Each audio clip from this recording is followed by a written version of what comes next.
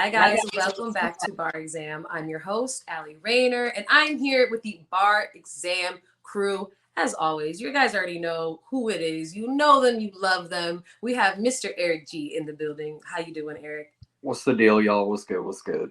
What's up? And then we also have Mr. Marcus TV in the building. Yo, what up? What up? What up? What up? And we have Shane G on the one and twos. How you feeling, Shane? I'm feeling great. I'm feeling great. I can't wait. This is gonna be a fun one, as usual. As usual, absolutely.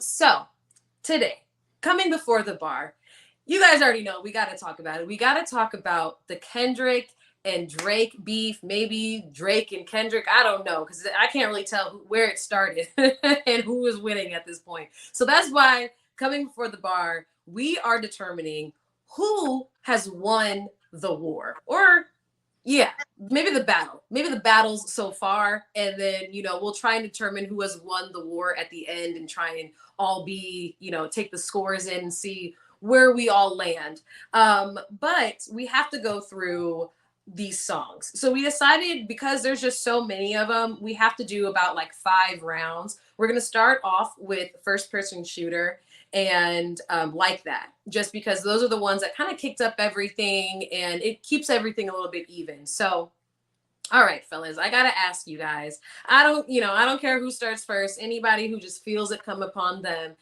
between first person shooter and Like That, where do you guys fall on who won that round, and what are your favorite lyrics from the song that you feel won? Mm. This is actually a tougher round than a lot of people will probably give it credit for. I think off my hunch, I think I'm gonna go with Like That. I think Like That is overall just a better song than first person shooter. I think first person shooter has some great moments between Drake and Cole, but I think that the moments on Like That stand out a little bit more, especially when he actually brings up the big three. And like, this is the first time that we heard Kendrick acknowledge that he was in the big three, and then also the first time that he's acknowledging that he doesn't see himself at the same level as the other 2 people that he's talking about. He sees himself as the only big three. This was kind of the first time that we heard him acknowledge that. So I think it was a very strong spark to kind of kick everything off, because I think had first person shooter just lived by itself, I think we would have just thought it was a hard song. But because of the way that Like That followed it up, and because it was also a feature, and we just didn't expect that first warning shot from Kendrick, I think that makes Like That the stronger record. Okay. All right, that's fair. Do you have any like favorite lyrics, or you still thinking about them for the moment? Yeah, I'll come back. Yeah, I'll come back. Okay. All right. So Marcus, what about you? Who do you think won out of the first round? So it's crazy because I actually have a whole different concept. So I like first person shooter was just that. It was a song to me that I was like, oh my God, this is hard. And then I never looked at it as a diss record.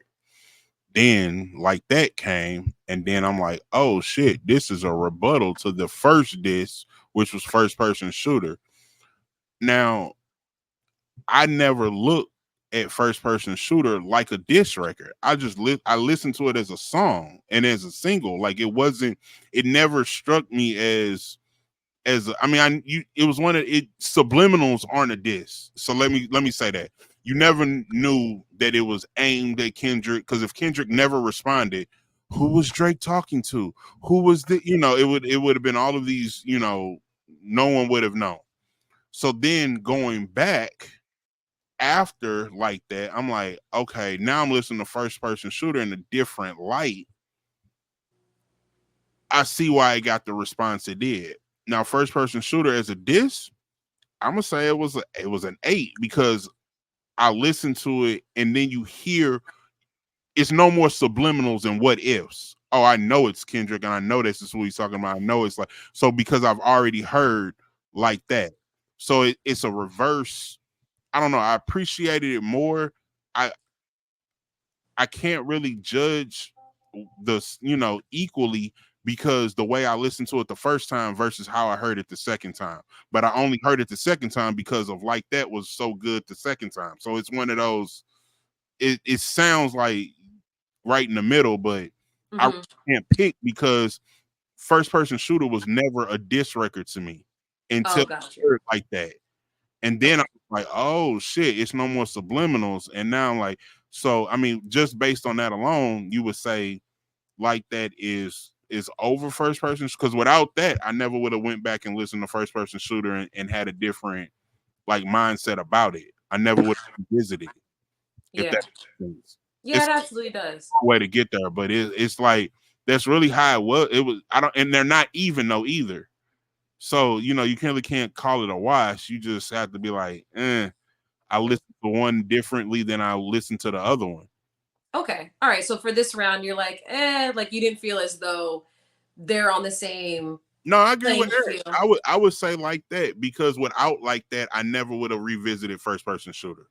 And I think that that's kind of why I also liked, like that as well. And I feel like for this round, it won for me just because it it sparked something in like the whole. It started the debate about like, oh, okay, so these motherfuckers really do go up on songs and go on stages and be like, this is my brother, my bro, we the team, da da da da da.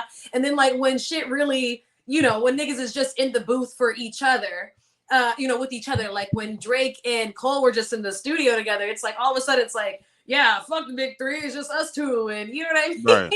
And then but if Kendrick had been there, it would have been like, no, you know what it is, me and homies, big three, da da da. So I think that it was fun because before we even got on air, Marcus had mentioned how like, it'd be like that Hollywood magic, that Hollywood shit where like motherfuckers are always performing and you don't know what's an act and what is. And so I really liked this round the most because it kicked off everything. But I also like seeing Kendrick just be like, all right, let's just stop the bullshit. Let's stop this PR bullshit that we be on. And like, let's just be honest, like, nigga, I don't give a fuck about a big three, And then later, what was interesting is that like later he, in the next round, he addresses that like to him it wasn't a diss song either. He said that was a throwaway line, and he was like, I was actually surprised that you were even offended, So I like what you said because I think it's true for both. I think that the both of them were kind of just like, nigga, I said what I said when I was in the studio. I didn't really think that she would give a fuck. I didn't know that she was really listening to my shit like that. But since you feel like the bullet was for you, well then nigga, I mean, maybe it was for you, Yeah. So Yeah. I like seeing somebody who I like seeing a conscious rapper go for somebody who is more of like the popular favorite. I think I like to root for the underdog, but at the same time, I just love that Kendrick a lot of times like it just seems like he has a little bit more to say. It looks like he's trying to like teach people things, give people morals, and you know what I mean. And Drake, and don't get me wrong, I think that Drake has a lot of shit to get off his chest, but I don't feel like he's ever tried to make a motherfucker learn anything. You know what I mean? So it's interesting to see them battle each other.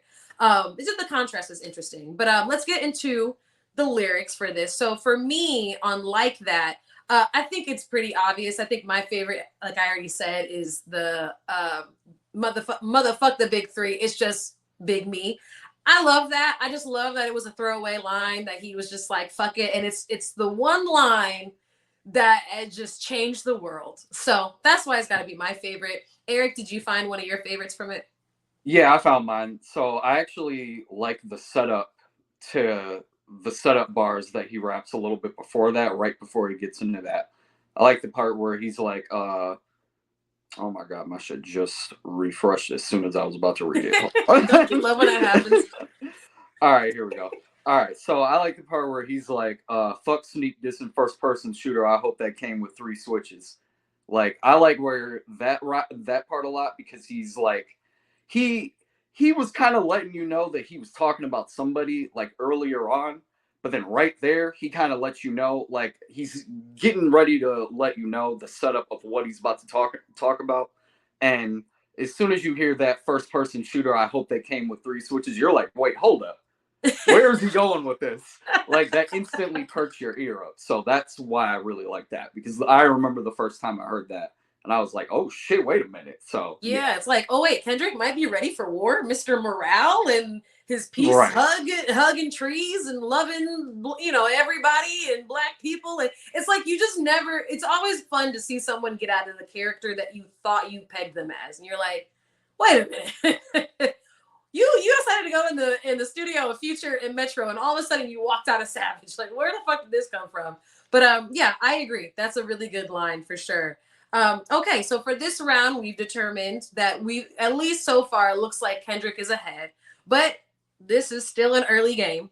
So next round, we have Tailor Made Freestyle versus 616 in LA. Tailor Made was by Drake, 616 was by Kendrick. We're one round above that, actually. Oh, my bad. Did I mess that up? Oh, my bad. You're right. I completely missed Push-Ups in Euphoria. My bad, guys. My fault. You're absolutely right. So Push-Ups was by Drake. I forgot that they even named those. My bad. I forgot that they named Push-Ups. Okay, so Push-Ups was by Drake and Euphoria was by Kendrick. Because I'm on the wrong damn round, give me 1 second to give my take on it, but any of the fellas can absolutely have the floor. So Push-Up lyrics. I mean, so Push-Up for this one, I'm going with Push-Up. I think Drake, this was a warning shot, Drake, but it was also this got us excited about what could Kendrick say. This also, like I told you, the first one was Drake doing more subliminals. In this, there's no question about who Drake was talking to. He started off in verse 1. I could never be nobody's number one fan. Your first number one, I had to put in your hand. So right then and there, exactly is Kendrick. And he always keep talking about, I'm out in Tokyo because I'm big in Japan. I'm the hit maker you depend on. Backstage in my city, it was a friend zone. So, I mean, I've had you on tour. I gave you your number one. I mean, he just kept punching Kendrick to the point where he trolled Kendrick for a week after this. We didn't even know Kendrick was going to respond. So, I don't, I think this was the Drake we wanted to see. I always said, Drake in 7. And this was game 1 Drake. This was a 40-point performance by Drake. That's absolutely fair. Yeah, I can't lie. That first line, you're absolutely right. Drake loved letting motherfuckers remember, like, hey, remember, I'm the nigga who got you on the charts. So that is a lot of shit to say. That is nothing small if a motherfucker helped you out that much, But how did you feel about it, Eric? How did you feel about this round? Who do you think won? This is another round that I felt was very, very close because of a few reasons. Number one, I think this round was close because of the time length between the songs coming out. Like it almost took Kendrick about maybe 6-7 days to respond to this. So I think that was part of it. And then number two, I think there's a stretch of lyrics in here where Drake kind of just is in his pocket. And I'll get to those lyrics in a minute. And I think Kendrick said some very clever shit in Euphoria. I really think he did. But to me, I give the edge to Drake on Push-Ups because I think, and I've said this on this podcast many times before, I think when Drake gets in certain flow pockets, he's damn near untouchable.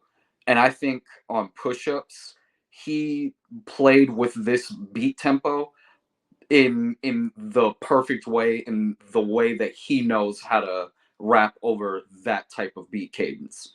So for me, I just think that there was just a stretch honestly in that first verse. Really, that whole first verse to me is top tier rapping from Drake to me. So that's why I edge it out to Drake on that. Okay, that's absolutely Pause. fair. I have to agree with you guys on this one. For me, what is going on over there? You did. He did not catch it. He said, pause. Oh, I didn't catch it. And it's crazy because there's been like 4 or 5 other moments where ain't nobody caught nothing that we didn't say. But I caught that one. I was like, Oh well, my wait a God. minute. Y'all are so goofy. I don't even be thinking like that. Like y'all brains you don't over have time. to. You don't Yeah, have you're to right. be thinking about it. You could just say something crazy, and then you be like, "Oh, damn!" Pause. like, Big pause. yeah. Whoa, what the fuck is big pause? I don't know. What the fuck is it? I would think a big pause would be like, wait, What is like big? what I No. said. Like, I feel like if you have to pause yourself after saying something like completely just like I really meant it. I feel like big pause because it's like, damn, even I had to realize like I'm bugging. Like normally I feel like pause is when another nigga's like, hey, like pause, nigga. Like you forgot to add pause there. Yo, but I could be wrong. I don't make the rules. I don't even play this fucking game, to be honest. I don't give a fuck about a pause. I don't care if I say something wrong. I'd be like, bitch, it is what it is. My bad. Like you just gave in. I just gave in. That's not even a fucking word. You just given the culture a new word. Oh, great. Big pause. Oh, really? Bro, I swear, like. But we can't say that though. We can't do that. Y'all can't. It's too much. It's like because like so I feel like now because that's gonna give dudes the excuse to just wild out and say outrageous shit for the sake of doing it. That sounds like I think you did a New York Spade moment, like like when the big and little Joker, you be like, oh yeah, you know what? Pause, my nigga. I ain't even gonna do you like that. Pause. Yeah. But nigga, now I'm like, oh nigga, I could really do you like that. Big pause. Like nigga, that sounds different. Like almost like when niggas in New York be like respectfully, and you like, nigga, you so disrespectful with it though. Yeah. Like you went out your way to be extra disrespectful. I get you now. Yeah, I feel like big pause is like you going out your way to say some real fucked up shit. And then you say big pause, yeah. Like, and it's like big pause isn't really gonna save you, but sure. Yeah, like, I want to make because pause is like, damn, what'd he say? I missed it. You Yeah. say big pause. No, think about what I just said. Like stop button. Yeah. Big. Yeah, you gave the big 2024. Ali gave the culture big pause. Well, yeah, you heard it here first on Bar Exam. I'm glad that I can help contribute to the culture. Anywho, but for me, like I was saying, yeah, I think this was really good. Push-ups was really good, and it won because Drake had to address so many people at once. And when you go through the lyrics, it's kind of like he could be talking like a lot of what he's saying could be true about a lot of people. Like when he's like the line that I think Eric had said, like, I gave you your first number one. Like he could say that to be saying that to, I think a lot of people thought that it was for Rick Ross. Some people really thought that was for Future. I don't know why, but they thought that was for Future. Other people were like, okay, no, that was for Kendrick specifically, so, and then when you go through it, I mean, Drake even says like 20 verse 1, like what the fuck is this kind of a thing? And I can't lie, even I would be looking like, nigga, if I gave you your number one, or if I helped any of you, or at the time, or if you have any problems with me, I don't know what has possessed you to now jump on all, in the bandwagon and say, fuck me. And so I agree. I think that it was good to see that Drake was like, all right, let me bring out the chopper and just like shoot up everybody real quick, just in case, because y'all are all coming for me at once. And I don't know who I need to really focus on. So I'm gonna just spray everybody, and like whoever gets hit gets fucking hit, and it's whatever. So I thought at that time he kind of became the underdog himself, but at the same time he really held himself very well, and he spoke to me. I felt like it was more on facts. It wasn't so much on we're just now throwing rumors in and speculation. I feel like he kind of stuck a little bit more to shit that the internet and, you know, the fans can actually look up and be like, okay, no, we pinpoint that these are real things that are happening. So that's why I like that one. So it sounds like we all agree that in the second round, Drake wins with Push Up, which is I okay. mean, yeah, y'all all agree. You know, that's wild. That's kind of wild. I'm the only one that got Euphoria. That's crazy. Yeah. Well, I'm glad that you spoke because we need balance. Oh, we need thank you for balance. thank you for showing yourself, Burning Bush. All right, so because I'm gonna take Marcus's point, right? I'm gonna take Marcus's point that he used earlier when he said when you listen back to something after you have new information, it makes you hear it differently. So when he says fabricating stories on the family front because you heard Mr. Morale. So he said that. Remember, he said this is on Euphoria. Drake hadn't even got into the family bag yet. That didn't happen until the next song, Family Matters. You know what I'm saying? So it's almost so I wonder like if he got a leak or something, huh? It's almost like that. He even says on here, I can predict your angle. He says, I calculate you're not as calculated. I can even predict your angle. So then he predicts the angle by bringing up the family thing. So, you know, so again, the strategy's there. And then he says, I make music that electrify him. You make music that pacify him. I can double down on that line, but spare you this time. That's random acts of kindness. Again, now that we know what was coming, again, we guessed on that part before when we was like pacify. Okay, babies use pacifiers. So, okay, there's a little double there. That's probably what he's playing with. But he said, I could go that way, but I'm going to spare you right now. You know what I'm saying? And then obviously he went on to go do that later. So it's almost like, looking back at this, he predicts the rest of the whole battle in those couple of lines, damn near. So, to me, that's kind of wild. Like, I don't know. So to me, I it is that. And then also and then I'm throwing it back to y'all because everybody got caught up on this whole, oh, it's got to be a club bop and a diss record thing. Like everybody got caught up on that. Euphoria is that. It's only the first couple of bars that are slow. After that, it picks up once them horns come in. It's an up-tempo banger the whole rest of the joint. So, You know what I mean? I feel like people just act like it's a slow record for whatever reason, but I'm like, that's the very first like 8 or 12 bars or whatever. That's all. After that, it kicks up and it's like high energy and, you know, so. Yeah. And I think that's what can be hard. 3-zip, you know what I'm saying? Yeah. And I totally agree with you. I feel like that's what can be hard about battling somebody like Drake is because we know him to be the club banger dude, you know? And so I think a lot of people, because Kendrick's song was so long, I think a lot of people were like, oh, I'm going to listen to the first 4 minutes, make my, you know, I think I already know where he's going with this. And I think that they forgot to listen to the last 2. Because I agree with you on that, like it picked up, and when he was at the end of it, that motherfucker was going. I wish that in the episode that we actually talked about those lyrics, that we could have really talked about the ending first, because I feel like it did this real crescendo where it was like, damn, like he was really shooting at the end. So I totally agree with that. It was definitely a crescendo the whole time for sure. Yeah. So I totally agree. I think this is where we saw Kendrick at the end just go off. Like he was like, OV ho niggas is dick riders. I was like, oh my God. I was falling out the chair at that point. I can't even lie to you. Especially when he started doing the Crody shit. I was like, it's just fun seeing somebody get petty. It's like, finally, goddamn, somebody get petty with this nigga Drake, because everybody be taking shit so serious. Like, I gotta make the best freestyle of my life. And you know what I mean? So it was fun. But I will say, you know, this round, you know, we've said that Drake won this one, but let's see what happens in the next round.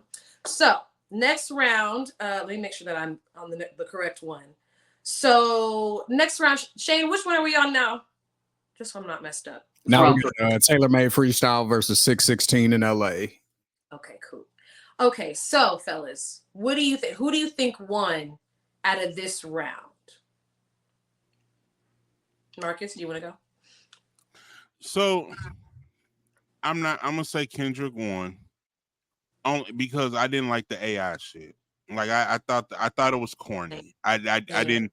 and you know, it's one of those, like, I compare it to like a comedian saying a joke that's like, if it's off color, but if it's funny, it can get, you can excuse it, but if it's not funny, then it's offensive, you know. So the whole the Tupac and the Snoop, this, like, it didn't, your verses didn't wow, didn't be like, oh my god, it didn't have any of the wow. It was actually a miss. So I excuse me, I had Drake losing this one because I didn't like the AI. I didn't understand it. I didn't like it. And then why would you pick Tupac and fucking Snoop? I mean, like, of all the of all the AIs you could have done, I just, I don't know. It didn't. I mean, I guess you thought because he was a Compton, you know, it was supposed. It just did not hit like I think he thought it would. It was, for this, I would say it was a bit cornball cheesy. It was a bit cornball cheesy. Pause. You know, it was. Hey, it was leaning that way. I can't lie. I felt like this was the moment, like when he used the AI, and it was like he didn't do the Tupac flow right at all. And then like you use Snoop Dogg, even though this nigga is alive. It was just like, I agree. I feel like you said, Marcus, the presentation and just like the taste just wasn't there. Like, if you're gonna do it, nigga, it's gotta be pretty flawless. And then also, it just really reminded Americans of like, oh yeah, remember that line where like, you know, Kendrick keeps saying Crody and Canadian. It's like, oh yeah, we kind of all were acting like Drake was American, but like, he just made us realize, like, nigga, you are not from America. You did not grow up on Snoop. You must not have grown up on no fucking Tupac, because nigga, for being a rapper, I can't lie. That was the part that I was just like, nigga, did you listen to at least one or two fucking Tupac songs before you decided to redo his, like, do a whole verse for him? Like, I was also looking at, like, who was the producer in the room? Like, was he not a fan? Was he Canadian? Like, what was going on? It would have got, like, because I really did think about this. Like, what would have impressed me? So everybody remembers Thug Love, right? I caught a plane out to Cleveland late last evening to help my niggas clean up some niggas no longer breathing. If you would have made that about Kendrick and how he went to Compton, and you and AI flipped the classic verse like that. So I caught a plane out to Compton late last evening to help my niggas clean up some niggas no longer breathing. We went to and you flipped the whole Thug Love on AI shit like that. Then I would have been like, oh shit. Yeah. You know what I'm saying? Because I was like, that, but that's what you were looking for. Like, use AI and tweak something that was already dope instead of what you because I don't know what you did. I don't know if that was Chat GPT and somebody hit the wrong fucking prompt. I don't know if like the keyboard was in Canadian and the A should have been a U and it just didn't I don't know what the fuck happened. And and just for the record, because I don't want people like the keyboards in Canadian and the fucking US are the same. So they be like, Canadian keyboard? There's no Canadian keyboard. Like, you know, what? like, I just love when people take the moment to have to like type shit out. You know, like in the comments, like, well, technically, it's like, bro, go. Right. Well, actually, this is supposed to be. Grass. Go smoke some grass. I don't fucking know. But Eric, how did you feel about this round? I actually do agree on this round that I think Kendrick took this round, but I have a slightly different take. So I actually really liked Taylor Made Freestyle when it first came out. Like, I thought it was creative. I thought it was a different way to come at somebody on a diss, because up until this point, nobody in rap has ever really done that before. Used AI to diss another person, especially in the way that he decided to do it. Now, here's a couple of reasons why I think the Tailor-Made Freestyle actually aged really poorly. I think it aged poorly because fuck the first two verses. Let's just look at the third verse. If you look at the third verse and he's talking about he's bringing up the Taylor Swift shit again, right? The reason why I gave Drake that first round is because of the different ways that he kept bringing up like Kendrick's like label issues with having to drop like behind like certain artists and shit like that. Like I thought that the way that he did that was clever. I thought that him rebuttaling it the second time on this record was the beginning of us starting to see that Drake was running out of things to talk about. We just didn't really know it yet, but that was the beginning of it. So that's why that aged poorly. That's the first reason. The second reason I think it aged poorly is because Kendrick really started heating up this round. On 616 in LA, this is when I think we really started getting the Kendrick that before, like, not to like jump the gun of who I thought won the battle or anything, but this is the Kendrick that we started to see when the battles kind of started to shift a little bit. When he starts rapping lines like this, where he's like, everyone inside your team is whispering that you deserve it. Can't Tusi slide up out of this one? It's just gonna resurface. Every dog gonna have its day, not living your purpose. It was fun until you started putting money in the streets. Then lost money because they came back with no receipts. I'm sorry that I live a boring life. I love peace. Like when he starts getting into that bag, that was kind of when I started to notice, like, okay, Kendrick is starting to really shift in talking about like who Drake is and the niggas that are around him. So like we saw it a little bit of it on Euphoria, but this is when it really started to pick up. So for me personally, I just think that when Kendrick started ramping up, we started to needed to see a different Drake. And I think on Taylor Made, he was just doing too much clowning. Like you didn't even rap in Tupac's cadence. The Snoop thing was funny, and you said, and here's the thing, he said good lines in all of those AI voices that he did. But by the time we start on Kendrick's new song, you can kind of throw the rest of that shit away, because what Kendrick is talking about now, he's starting to cut into the heart of what this battle is about to be. No pun intended.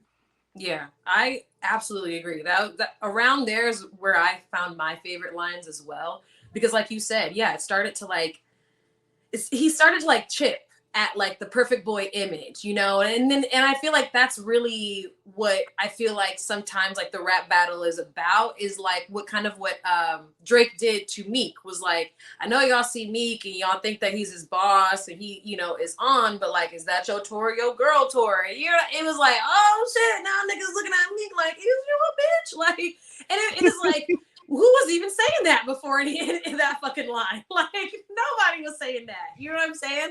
So in this, it really, and it's the truth. That's the other thing, is like when you hit niggas with the truth, it's like, damn, like now you got to look at yourself funny, because he's right. Like I've heard a lot of rappers say shit like this. Like, okay, here's the line that I'm thinking of specifically. He says, no, you can't sleep. These images trouble you. No, the wires in your circle should puzzle you. If you were street smart, then you would have caught that your entourage is only to hustle you. 100 niggas that you got on salary and 20 of them want you as a casualty. Like, I've heard other rappers go up after, like, especially once, you know, I feel like we've said this before.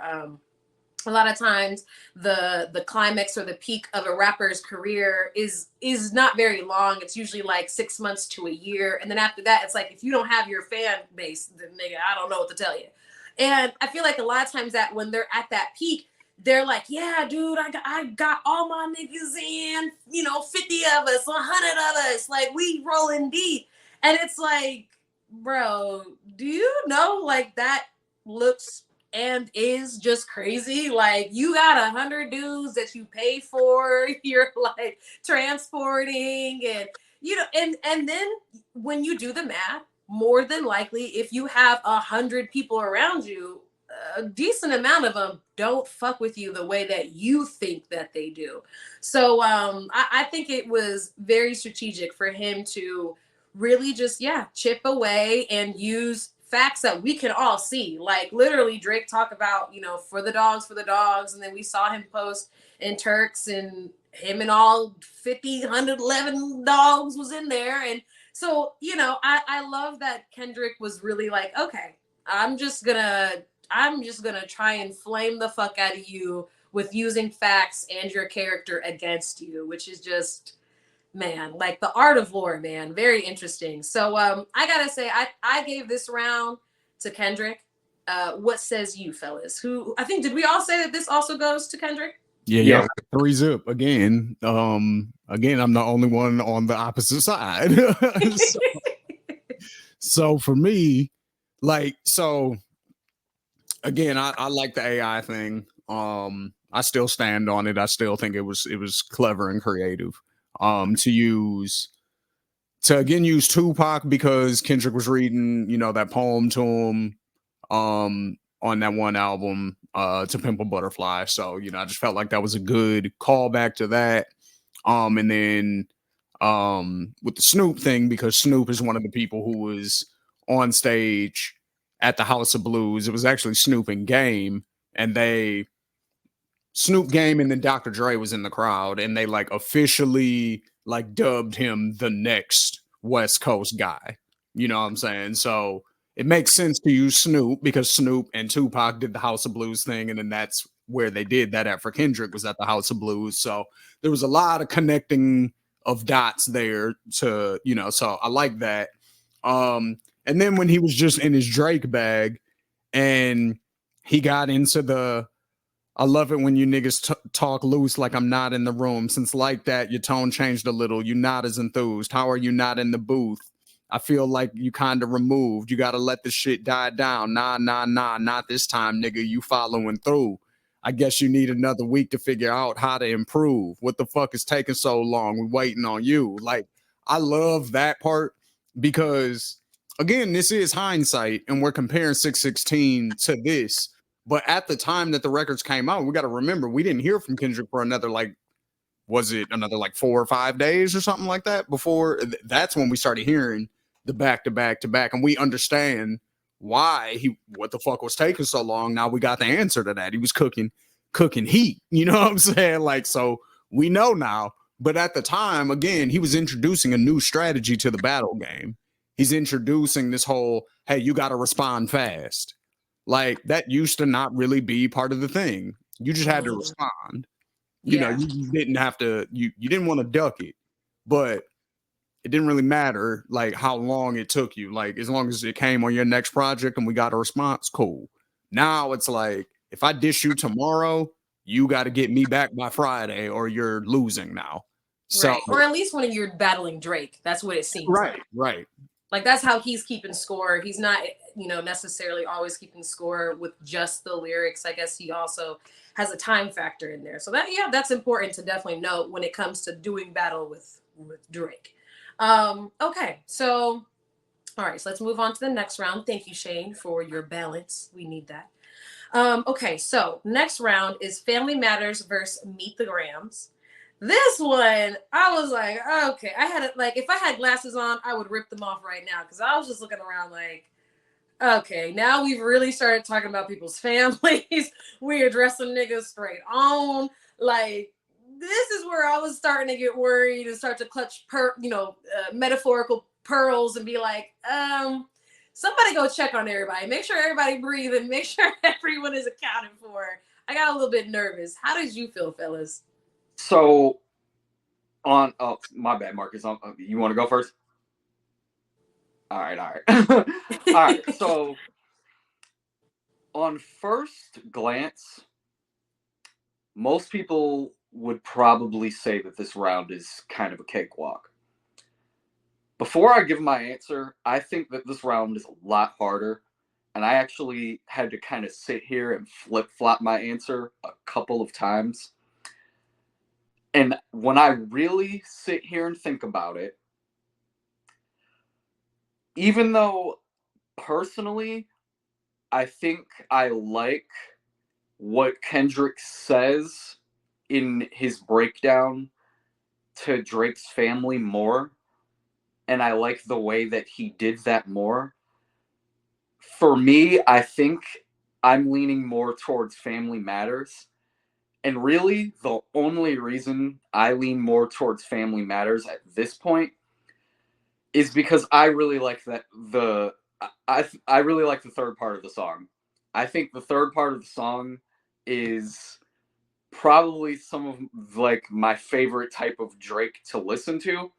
And then hearing it over diss form kind of just made it for me.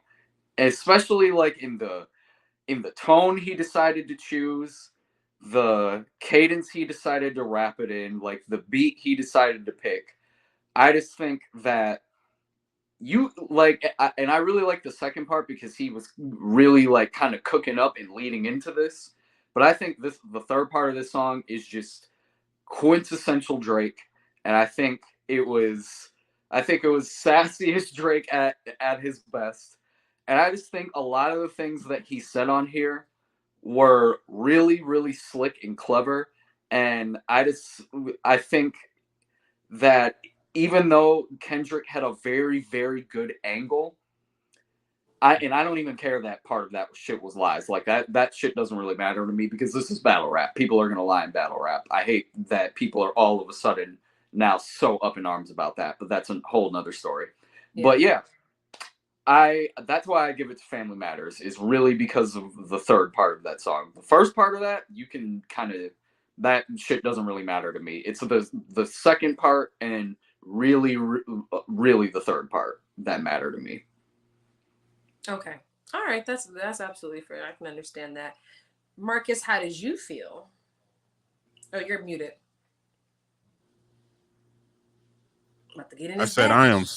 I am so glad that Eric took the time, the energy, and the effort to articulate and to actually put in perspective every single thing that I was feeling about Family Matters, because I 99.9% agree with him. The only thing that Kendrick won for me, and I don't care that it was fabricated or what, Family Matter, like Drake hit a game winning half court three, but he left 0.8 seconds on the clock, right? And Kendrick responded back in 13 minutes when that shit dropped with Meet the Grams. That's the only reason Kendrick wins it for me. The fact that Eric is absolutely right. This is Drake. This is a great performance. This is peak Drake. This was his back-to-back moment. This was it. This was, he was the only reason Kendrick wins this round is because it only lived for 13 minutes online. That's the only, without that, if y'all watch battle rap, this was the Big Gerald moment of Hitman Holla Ava. This was when it was a one-line grand slam. No one has ever responded back in 13 minutes. And then 13 minutes with the picture that proved that you had a leak. Now we since know in later rounds that it was all, but we didn't know that when it came out. So at minute 4, when it dropped 13 minutes later, by minute 18, we was like, oh my God, head explode. Kendrick is a but. So no. So Eric is absolutely right that everything he said about Drake is true. But Kendrick letting it live for 13 minutes, still, that's why I said Drake in 7. Because at this point, Kendrick was up 3-2. And he that's the only reason, the only edge. There's no bars that he said. We know it's made up. The fact that he responded back in 13 minutes, that shit is crazy, and that's a bigger play. That was a bigger chess move than anything he said. Yeah, and it was the fact that Family Matters, and you responded back. Meet the Grams. And that's why I feel like I think that Drake thought that this was going to be a lot easier of a battle, but he just didn't realize like the person that he was going up against is a lot more of an intellectual, a lot more strategic than he was ever expecting. Like Meek Mill is not that back then. I don't know what he is now, Yeah. but back then he was not prepared for that He moment. ain't it now, and he wasn't then. You just being political. You know, you know, like I'm just trying to keep it, I'm just trying to keep it Yeah. chill. You know what I'm saying? I don't want no Meek Mill fans up in the comments, or maybe I do. I don't fucking know. But I agree that like this was fun because of what you said, Marcus, about like the 13 minutes, like goddamn, like for Drake being a nigga who's like, hey, where you at? Where you at? Where you at? Kendrick was like, and right the fuck here, nigga. Like, what's Yeah. up? Like, sorry it took me a couple minutes. We was still loaded. You know what I mean? It was like, what?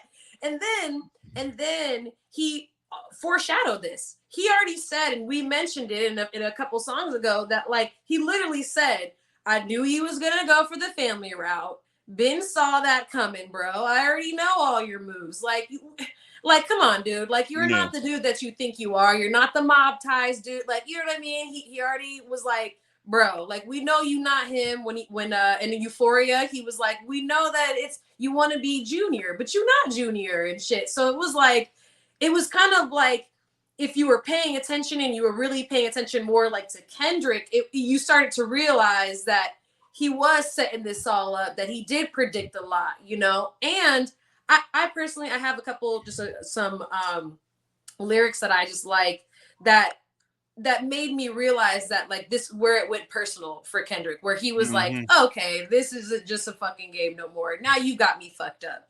And it was literally this line where he says, this supposed to be a good expedition. This is supposed to be a good exhibition within the game, but you fucked up the moment you called out my family's name. Why you had to stoop so low to discredit some decent people? Guess integrity is lost when the metaphors doesn't reach you. And I like to understand because your house was never a home. 37, but you showing up as a 7-year-old. You got gambling problems, drinking problems, pill popping and spending problems. Bad with money, whorehouse, soliciting women problems. Therapy is a lovely start.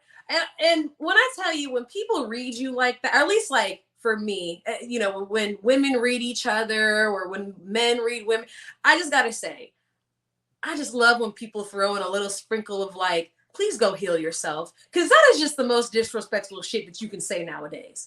Go get therapy, nigga. You know what I mean? Like, go meditate. You know what I mean? All of a sudden, like, I get heated because it's like, what makes you think I'm not already? You know what I mean? So going to ayahuasca retreat, you know what I'm saying? Yeah. Bro, that was I didn't want to go too long because you just said so much, but exactly that one I was like, yeah. Nah, because I got some lines this too. using everything. I got a couple lines too when he was addressing Adonis specifically, and then I just want to bring up a couple of little things that So when he says, never code switch, whether right or wrong, you're a black man, even if it don't benefit your goals, do some push-ups, get some discipline, don't cut them corners like your daddy did, fuck what Ozempic did, don't pay to play with them Brazilians, get a gym membership. Like, that's, I love that part. Like, I love that part because he's being that's so condescending.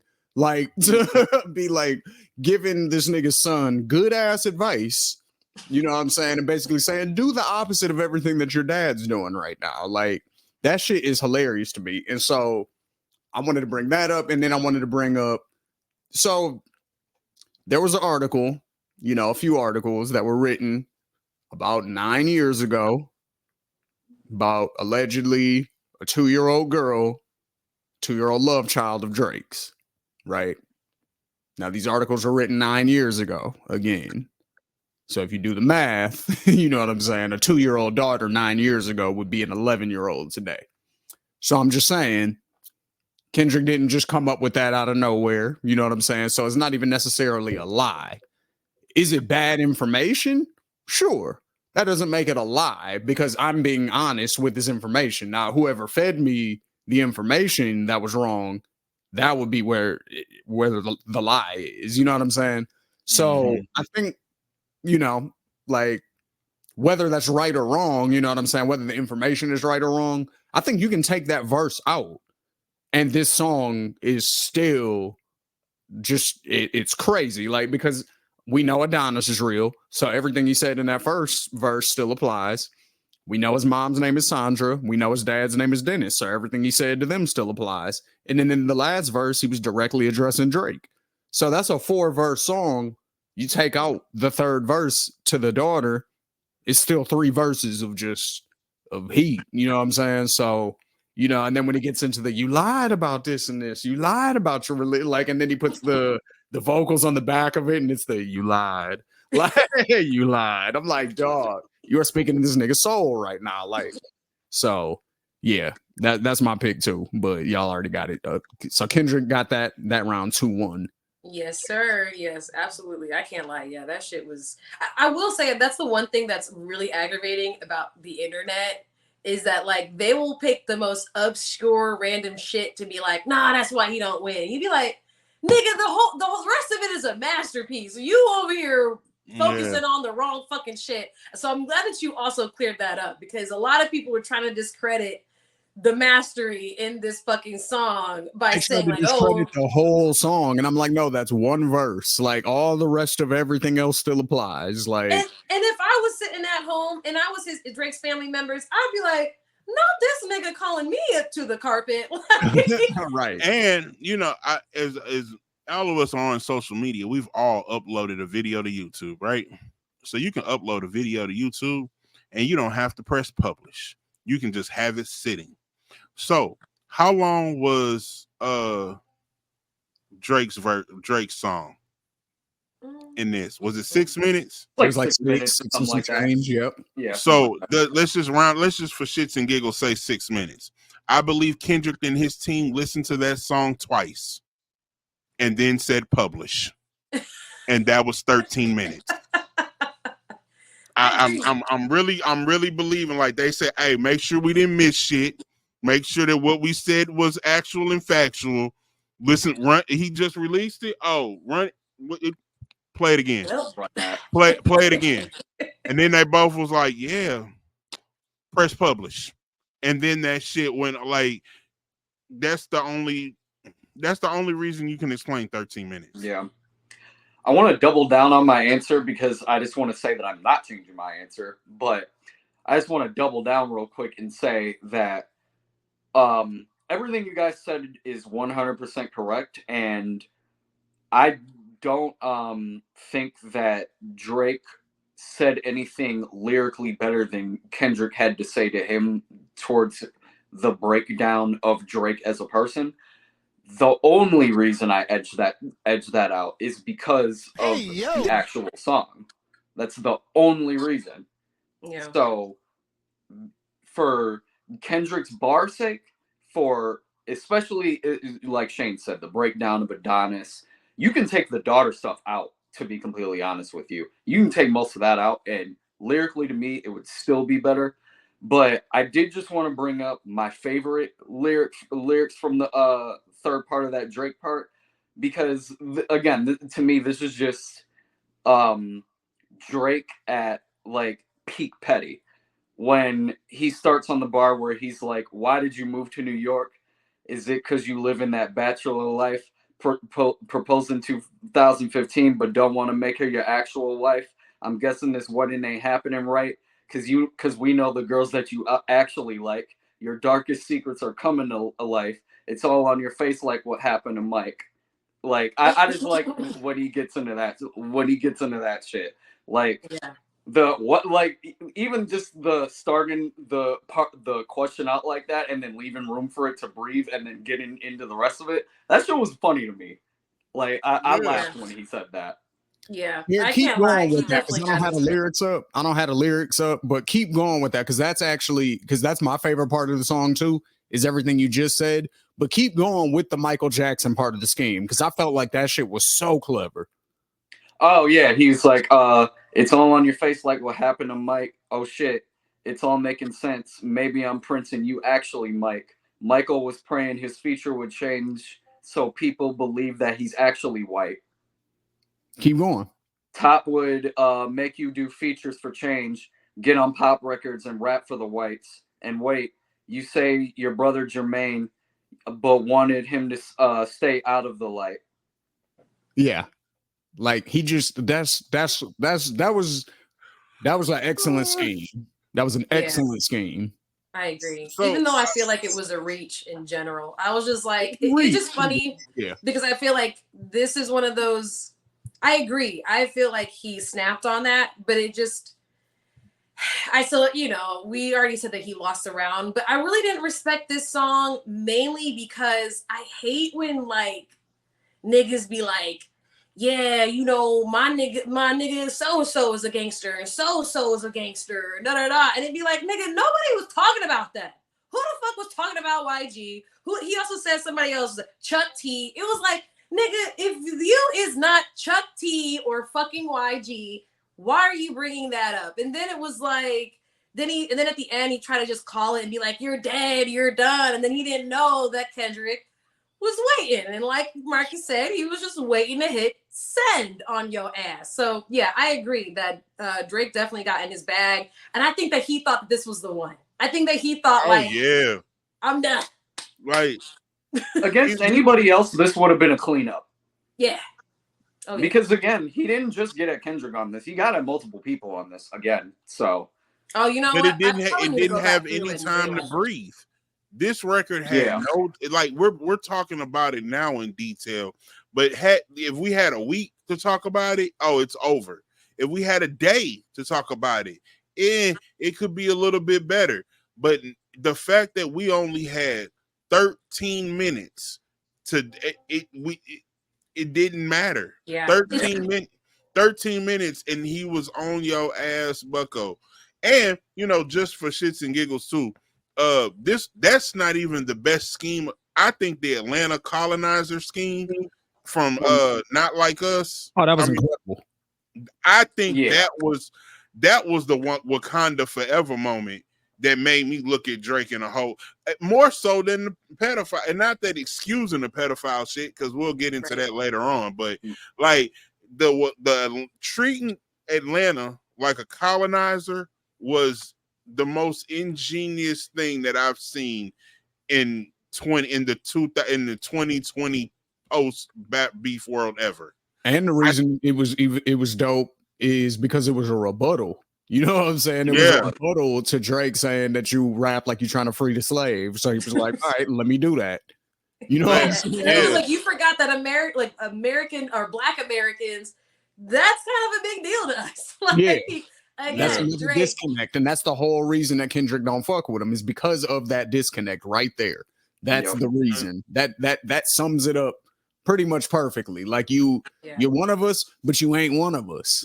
Yeah, you know what I'm saying? We know that you keep trying to fit in, but and shout out to missing the point, bro. Shout out to Alchemist also because he made the beat for Meet the Grams, and if you're gonna diss a nigga over a grimy New York Alchemist beat, I'm always gonna love that. So, and we also gotta say, Kendrick. I mean, Pusha T had he exposed his kid to the world, and shined a new light.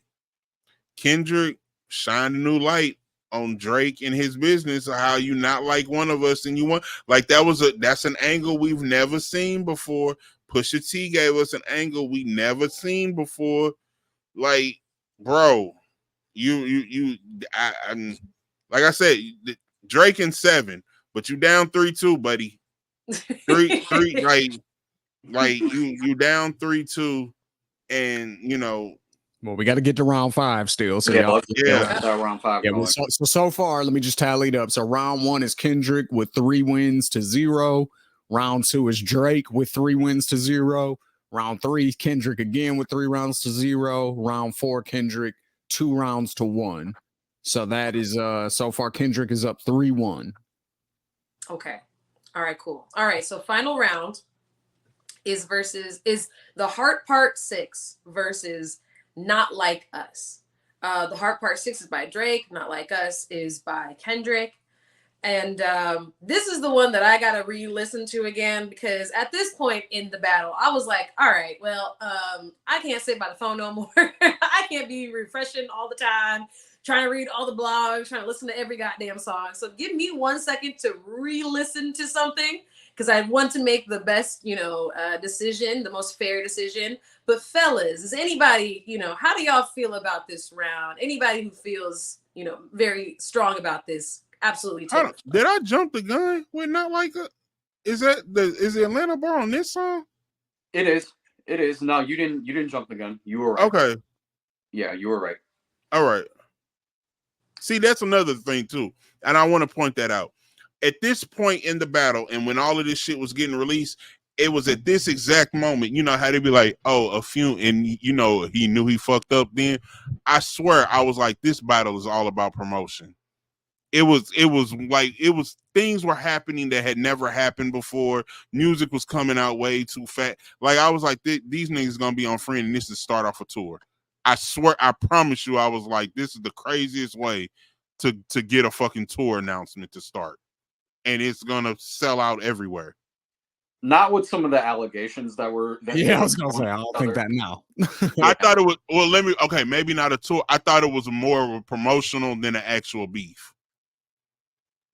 I thought it was. It gave me propaganda, or like we getting like the whole everything is getting manipulated versus these camps just don't like each other. Do you still feel that way after the whole? No, not now. I'm talking about when it came out. Because I mean, I was in the group text. I mean, my phones on my phone is going off. Motherfuckers sending me shit, and I'm like, what the fuck is late at night? What the fuck is happening? And I'm like, yo, this shit is crazy. And then it's late. I'm like, why can't y'all niggas release this shit at 10 a.m.? Like, what the fuck? Why are y'all releasing this shit so late? You gotta remember, we on the West, you know what I'm saying? So over here, it was still relatively early. It was like 8 o'clock our time. Okay. Kendrick was actually kind of dropping pretty sporadically during this beef. Like, he dropped like a few times in the morning. He dropped a few times at night. Like, Drake was kind of the only one that kept it to night, but that's been always really his thing. So I'm not really too surprised by that. I mean, this round is probably the easiest round for me, even though that's not very fair, but I don't really care. This round is not. I'm giving this one to Kendrick. Clean sweep on this round to me. It's not even close. This is not even close, even after giving it a day and then giving Drake another day after hearing the Heart Part 6. I think by this point in the battle, we were kind of getting to a point where, first of all, everyone was surprised when this beat first came on and when Kendrick started getting into the flow that he was rapping like, because the first thing that me and Shane said was, is he rapping like Draco the Ruler? If you know who Draco the Ruler is from LA, then you'll know exactly the flow that we're talking about. But we were like, is he rapping like him? Like, because it kind of sounds like it. And we just kind of kept listening to it, and we were like, nah, he's definitely like using his flow. Just the way that he said, I'm finna pass on this body. I'm John Stockton. Like, just like letting the extra word like kind of hang off the beat a little bit. Like, that's when I could kind of tell, like, oh, okay, he's gonna be kind of ignorant on this song a little bit. My favorite part of the song is where he's like, and party at the party, playing with his nose now. And Baca got a weird case. Why is he around? Certified lover boy, certified pedophile. That shit is so funny to me, because that's when like we knew what we were about to get for the rest of the shit. But for it to turn into a club record, like, and for niggas to like already have like footage of like niggas making up dances to the song and shit like that already is just insane. And the other reason I think that this is a clean sweep is because after listening to the Heart Part 6 a few times, Drake sounds, number one, he sounds very exhausted. He sounds like he sounds like he is at this point trying to keep up. And that's not usually something that we see from him when he's beefing. That's number one. Number two, Drake, for the first time in a beef, has had to go on defense. And I don't think he's very good on defense. I think his angle that he chose to go with on defending himself for the pedophile shit, I don't really think it worked. And I don't really know what was going to help overcome what Kendrick did after Not Like Us, because not only did he double down on the shit that he was talking about in Meet the Grams, but then he made it into a club banger. So I just think that it was going to be a really hard way for him to kind of for him to step on that, and I just think his angle that he chose was not good, and it didn't land well, and the result that we got was a defensive, exhausted Drake. And I mean, a lot of people like to say that he didn't wave the white flag in the song or whatever. To me, he said that he was chilling on this, which to me means you're waving the white flag. So I got a theory about this too. I think he used the excuse that the internet gave him rather than that being true. So with the whole, oh, you took the bait that we fed you. If you really pay attention to some of the bars in this song, he tells on himself in the song to let you know that that's not true. He didn't lay a trap and give Kendrick any bait and ha you fell for it. That is not what happened. You know what I'm saying? And the reason I say that is because on one hand, he says, we fed you, you know, those lies that you used. And then later in the song, he says, the people that you got that information from were clowns. Wait a minute, but if you fed them the information, so are you the clown? Are you calling yourself a clown? Or did you mess up your lie? It seems like you messed up your lie. You know what I'm saying? Because the internet came out there and was like, he probably baited him. He probably fed him that, blah, blah, blah. So then Drake was like, you know what? That's what happened. I baited him. You know what I'm saying? I don't think that's true. You don't think that was true? I totally agree with Shane.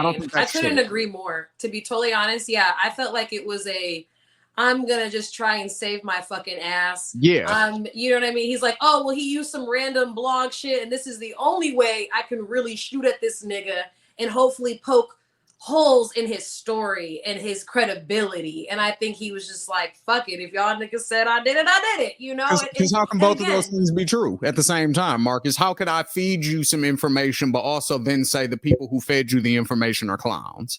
Right. It's like, that well, I mean, but you was hanging out with them and feeding them information. So you fuck with them or do you not fuck with them? Like, and then why would I say you're lying if I fed you some information? No, you just took some wrong information. You're not lying because you actually did hear this from somebody. You know what I'm saying? You don't know it's a lie, allegedly, when you're saying it. You feel me? So it's like nothing that he was saying in that last thing even added up. Like, now I like the way he was rapping. I'll say that. I love the way he was rapping. I wish he had been rapping like that the whole battle. But as far as the content, very easy to pick apart. Yeah, like, I totally agree. When this first hit and everybody was looking around like, oh, he set him up, I was just like, yeah, no. Because out of all the things that he said, that was the only thing. Everything else is true then? Like, come on, nigga, shut the fuck up, you know? And then also it's like the both of them are really just, you know, it's gossip, it's rumors. It's like, what is real, what is not real? So it's just funny to me that it's like, well, Drake, you also sat here and was talking about that Dave Free is the baby daddy and all this shit. And it's like, no evidence. Yeah, again, no evidence, because you saw Dave Free putting a heart under a photo. Like, if they grew up together, why would that be weird? Like, I don't know. It's just, you know, again, it's like Drake was trying to make it look like something that maybe it really wasn't. And that a lot of times is his shtick. And then for me, did everybody say their take on this round? Who won? Okay, sorry, because I was listening. I was like, I need to really, really be sure. I gotta say, for me, I think that Kendrick won this one. Not Like Us, just because I feel like he went full circle and was like, and I'm kind of just about done with you. I think also he kind of heard a little bit of the fans, or maybe his team heard the fans be like, well, we ain't got no. I think people like that he did like that, and it was a club bop. So I think that he was like, okay, well, now that I've like really just wrote letters to all of his family and just told him about himself, told him to get in therapy, given him a lot of really good advice. All right, let's just crip walk all over this nigga's body. Like, he just was like, fuck it. And I liked it. I thought it was lit. And then I liked the beat too. I didn't expect Mustard to be on the beat. I don't know if that was actually DJ Mustard or not, but I'm like, no, it was. Mustard has been all over Twitter all weekend confirming that. Okay, yes, okay, because I was like, he is very proud that he produced that. Yeah, because this is a good ass beat. I ain't gonna lie. I was like, oh, I didn't expect this one from you, Kendrick. And I like the energy, and I like that he ain't backing down, and that he's having more fun in this one, and he's just more of like, okay, and it's really interesting because I think that he is just so masterful with this, because every time Drake is trying to have fun, he gets serious, and then when Drake is trying to be serious, he has fun, and I think it's just so fun to play with your opponent like that. Like, just try and like get them to trip up and get out of their pattern, get out of their groove. And he's doing a really good job of it. I don't know if we said this line, so just really quick, but this is the one for me that I was like, God damn. He said, since 2009, I had this bitch jumping. You niggas get a wedgie, be flipped over your boxers. What OVO for? The other vaginal option? Pussy. I was like, okay. Yeah, that was when he said, when he said that shit, I was like, yo, this. Oh, he froze up a second. No! I know, right? I was gonna say, and he still had more shit to say outside of just the allegations and stuff like that, which is another, I think, kind of complaint that a lot of people had regarding the battle, that a lot of people felt like it was too gossipy and stuff like that. But that is a lot of what battle rap is. It's just pointing out the character flaws in the other individual, and you have to use examples in order to do that. So when he says you fucked on Wayne girl while he was in jail, that's conniving. Then get his face tatted like a bitch apologizing. That's real. That really happened. You know what I'm saying? Like, that's a fact. Wayne and Drake have both publicly acknowledged that shit happened. So you get what I'm saying? It's like, like he has plenty of other bars in there and material in there aside from just the most salacious stuff. You know what I'm saying? Mm-hmm. So to me, like I said, my vote ain't been counting this whole time. I've just been throwing my opinion out there. You know what I'm saying? But like this was not even close this last round, because again, the whole club banger thing comes back. Like, this is going to be a hit. This is going to get radio play. You're going to parties, like, and hearing this. Mm-hmm. So this is already kind of like like Drake number on his one field. on Billboard. What'd you say? I'm sorry, Eric. I think it's like already number one on Billboard. He's number one on iTunes for sure. I don't know about Billboard, but iTunes definitely. He's battling himself with this song and Meet the Grams for the number one song on iTunes, I think. Yeah. Wow, that's insane. Like, when it gets into that for a beef or whatever, a rap beef, then like the other nigga in the ring got to step back a second and be like, okay, I might not have won this one. I think so. We talked about it a little bit before we got on air. I don't know if we would address it for real, like fully, or if we would leave a little bit for Patreon. But I do think it's interesting that people online are now saying, or I think Shane, you had mentioned it, that like people are trying to now, or like that Drake is trying to make it seem as though like, nah, I won or whatever. But his team is trying to say like, oh, he's losing all these sponsorships. You gotta, like, somebody has to like, take back the pedo comments. And it's like, I don't know if that's how it works in rap battles. Too little, too late, my friend. Once you bring families into shit, all bets are off in rap beef. Yeah, I agree. Welcome back, Marcus. So yeah, I think for one, rap in rap battle, that would be the weakest move that Drake could ever pull as a hip hop artist. I think that really would actually impact his career negatively. Like, losing this battle is not necessarily going to impact his career super negatively. like it's just gonna be a L on his record. Like when we was talking about when Flaw was on the show, and it was like, do you need a body in order to be a legend? He's got one. So it's okay if he loses a couple battles. You know what I'm saying? Like he's got a body with Meek Mill. Kendrick needed a body. He got one with Drake. You know what I'm saying? So it just is what it is. Like, and then he's probably got some debatables, you know what I'm saying? Like with other people that he's gone back and forth with or whatever. So like, but for you to have your label try to do anything legally to make Kendrick stop it or pull the records or anything like that, that would be the week. And there's already like Metro Boomin already put out a screenshot of the email that allegedly came from Drake's camp trying to get them to put a cease and desist on like that. So if that's real, you know what I'm saying? Like that's crazy. Like we come and it looks funny because in one of Drake's lines, he literally said, "Oh, you called up Tupac's estate and had a cease and desist sent for my song." So it's like, so you using the same shit on him that you saying is whack? Like, nigga, what are you talking It's like about? can't play the same game. Can't have your cake and eat it too, Drake. Literally, like, stop moving the field goal, bro. Yeah.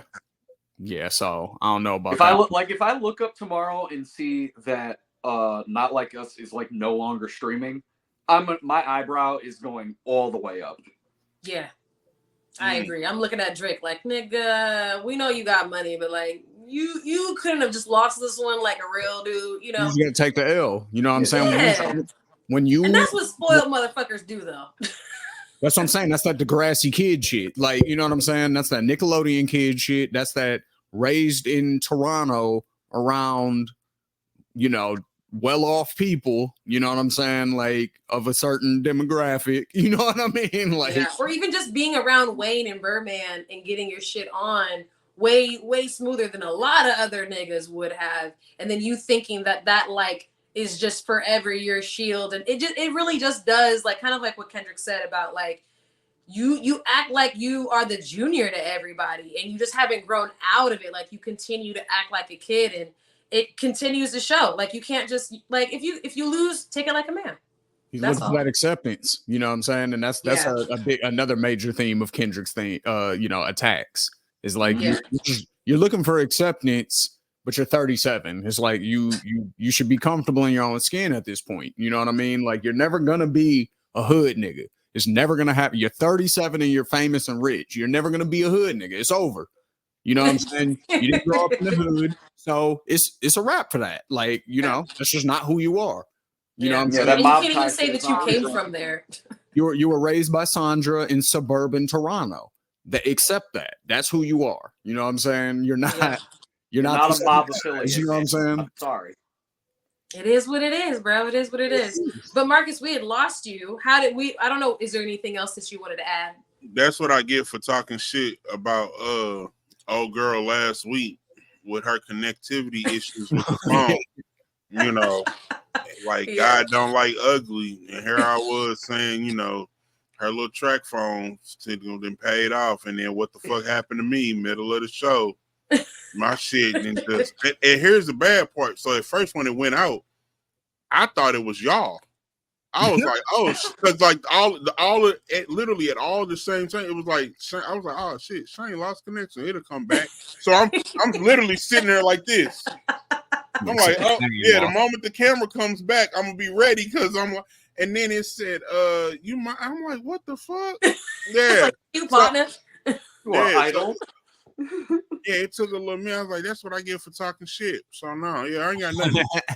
Yeah, the car ain't got nothing right now. I get you. But okay, guys. All right, Shane, actually, we need you to let us know who has won the war. Tally it up for us, please. So the official tally is Kendrick Lamar wins 4 rounds to 1. Wow. Damn. Marcus, how you feel about that? Because you said Drake in 7. So I think my count was wrong because I thought I had Drake. I had it 3, so I guess I had it 3-2. But I guess we just I don't know where I went wrong at. You probably had it 3-2, but this is the group consensus. Okay.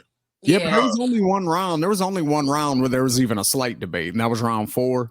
where it was a 2-1. And Eric, you were the dissenting voice on that one. You picked Drake, whereas Ali and Marcus picked Kendrick. So everything else y'all unanimously agreed on. Okay. So Yeah. And you know what? Maybe I think this nigga Drake. I think maybe I miscounted on the Family Matters versus Meet the Grams. Maybe I wrote that down as Drake instead of Kendrick. But even though I still said it, I gave it to Kendrick because I agree with Eric. Like it should have been. Maybe that's what it is. I think I counted that as both. Gotcha. I Okay. think All right, that's true. I think I counted that as both. I didn't count it as a loss for anyone. I gave it to Kendrick, but I still counted it as Drake too. Okay. But how do you feel about how your boy? You had a prediction. Doesn't look like it lived up to this one. So it's not disappointing because I still got the Drake that I wanted to hear against an unproven, untested Kendrick who now has a body clearly. I think it was a good adversarial move. I don't think it was a bullshit battle. I just know this. This is the warning shot. Do not think that Drake is puppy child right now. Don't think shit is sweet. I would be very careful with Metro Future that I would just let it go. I wouldn't even say anything else because just as easily as he lost, he still can beat others. If that meant it's not like he just, he's a trash artist, and he's not petty and careers can still be lost by Drake. Oh, there are a lot. I agree. Put it like this: there are a lot more Meek Mill types versus Pusha T and Kendricks who took an arm off, chopped his head, did whatever, took a body blow. Those are far few in between than the ones that Drake can demolish, can give So don't think that you can say Drake's name. And I even say he might even lay off 6 months and let everybody say his name, and then come back like a roast and just flame throw everybody. Maybe. So I think Drake proved that he can hold his own battling anybody. I think that's what this proved. Like Kendrick won for sure, 4-1. We win. That's how I got it too. But I think Drake did prove that because a lot of those rounds were close, like y'all might have all picked the same song, but that didn't mean that the other song was whack. You know what I'm saying? Right. It was just that you all preferred the same song, but you all found good stuff in the other one. So what that means to me is if you have another panel of people, they might have the exact opposite score as us, you know what I'm saying, and be able to have just as valid a points for their argument. So what this shows me is the Pusha T also. Like Pusha T kind of won off of shock value and salacious information and exposing, you know what I mean? And I like that type of shit. I like personals and battles and angles and that type of, I like that type of battling. So, it just is what it is. But so the fact that he went through that with Push, but still, he still had bars for Push. It's not like, again, without that the kid thing, I think the battle gets called very differently. It's not a unanimous thing no more. You know what I mean? Yeah, absolutely. So, and it didn't help the screensaver though. We gotta also say that the artwork. I was like, God damn, where did T push it to? Yeah, that artwork was crazy. Yeah. So I mean, I think with all of that, Drake has definitely proven that he can hang with anybody because Kendrick and Pusha T are two of the best rappers on the planet. So if they're two of the best rappers on the planet and you done went head up with both of them, and you're third, you can go. You can gatekeep top 3 on that list, and I'm not mad at it. Right? Mad. Yeah, because it's not like he got bodied. Yeah, he definitely did not get bodied. But I will say this: I think that Drake needs to learn from this situation and realize who is a worthy adversary and who is not, and like who is just going to be an easier pick. Like Meek Mill, a little bit of an easier pick for you, you know, but like when you go for conscious rappers, like niggas who are just like always thinking, always trying to make these big crazy metaphors, tell a real story, you know what I mean? Like they're truly, truly in their bag on their artistry and their lyricism. I just feel like next time you choose one of these niggas, you gotta choose better. You gotta choose better. You pick Pusha, didn't work. You pick Kendrick, or you know, you tried to or like poke at him for a while, and then you really came at him and wanted him to jab at you, and yeah, you picked the wrong nigga. Like this nigga was like, yeah, I was just chilling over here, but I'm war ready. So like, I think that this should just be a lesson to Drake that like, yes, we love like you guys said, you didn't get bodied whatsoever. But next time you might want to pick your opponent a little bit more wisely. Just my opinion. So, you know, in actually thinking about it, I think this is gonna sound crazy. I think Future might be next. Ooh. I think doubt it. So hear me out. I think Future's gonna take a shot, and I think the shot is gonna be a worthy shot. And I think it's gonna be such a worthy shot that Drake has to seriously think, do I want to get back in the ring this soon? Yeah, especially with somebody who it seemed like y'all were close and y'all had to work together. So it's kind of like maybe he does know more. Yeah. Like more so, tea. and I feel like Future knows a lot more personal stories. Exactly. And, you know, so I don't see it. They was Eskimo brothers. So I don't see it happening for a few reasons. The first reason is because Future kind of already made a whole album dissing Drake, so I don't know if we're gonna like.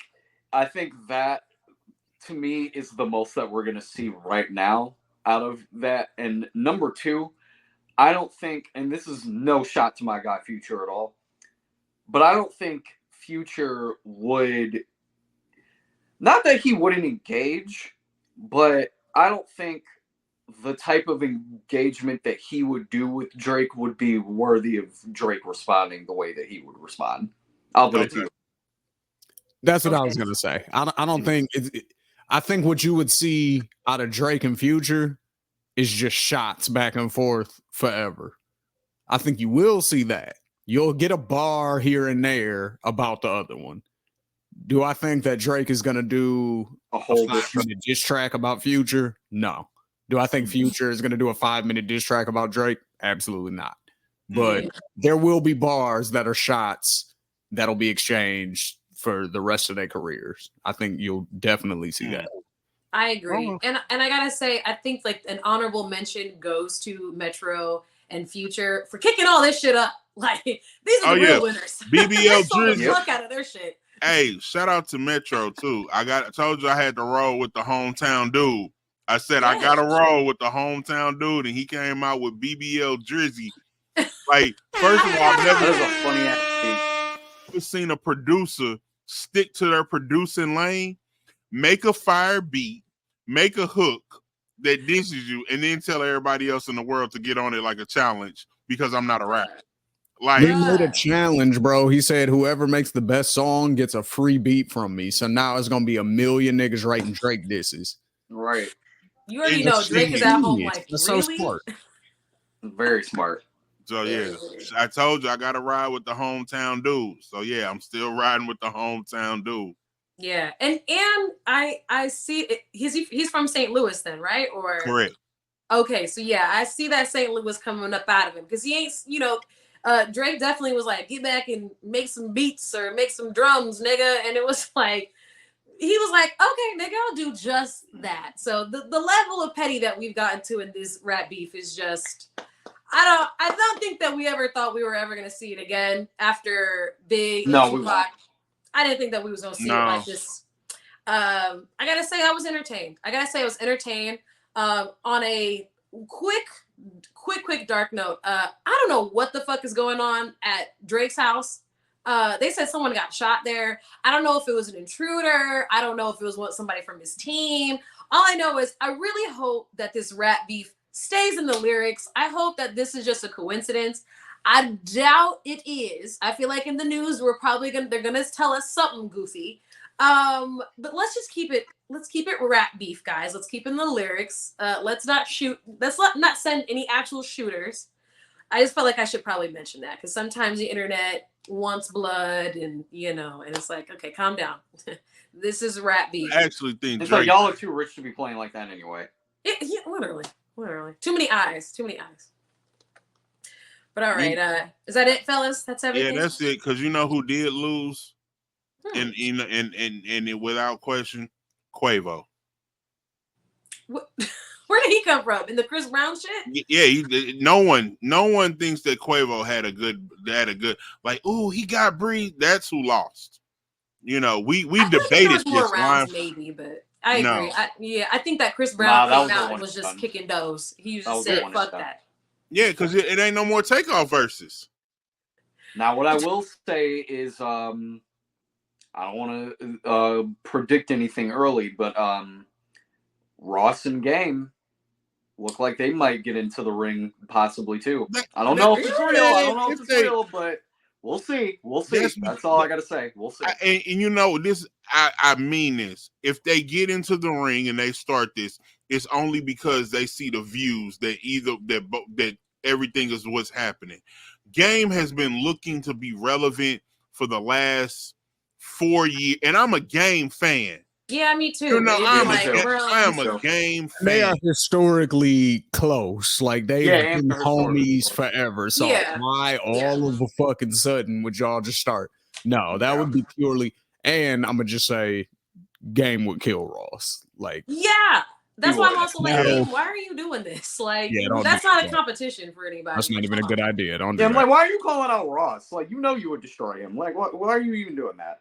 Right. Because I don't know. I guess he wants to help out Drake, like the lightweight. But that's why. But he can't go at Kendrick because that's his man's too. So he's like, let me get at Ross. Like, you know what? I'd be forgetting that. I wonder how it must feel being a nigga in the middle who's like, yeah, I knew Kendrick when he was a kid and I helped him get on, kind of, sort of. And is it like Kendrick's manager now used to be with Game's team, and then his your security best guard 2Ts, his head of security 2Ts he used to roll with Game everywhere. Yeah, and then him and Drake are besties. They live in the same area or whatever. So yeah, I it's got to be a very weird situation to be in the middle of. So I guess you just pick on the nigga that you feel like is the easiest target. I don't know. Right. Interesting, very funny. But all right, guys, this is it for us. We done said a whole lot of shit. I hope that you guys really enjoyed this episode. Let us know if we missed anything in the comments. We love hearing from you guys, whether you agree or not. Let's just keep the conversation going. And I kind of like getting sometimes spicy in the comments, like, because sometimes y'all just be wilding out, and I gotta come in and be like, okay, you did not check the goddamn Carfax on that one. But I'm not trying to roast nobody. You know what I mean? It's all in fun. It's all in just even conversation and discussion. And I like hearing from you guys. And I know the rest of the Bar Exam crew does as well. Be sure to check out our Patreon page where we get even more candid. Like, if you like this episode, I know you're going to like all the other shit that's over there as well. So definitely check us out over there. But remember, this is Ethos Media Network. You can find us on YouTube, Patreon. We're on plenty of the podcast streaming platforms, so you can find us anywhere. We drop every Monday for Bar Exam, and we will see you guys on the next one. Bye, guys.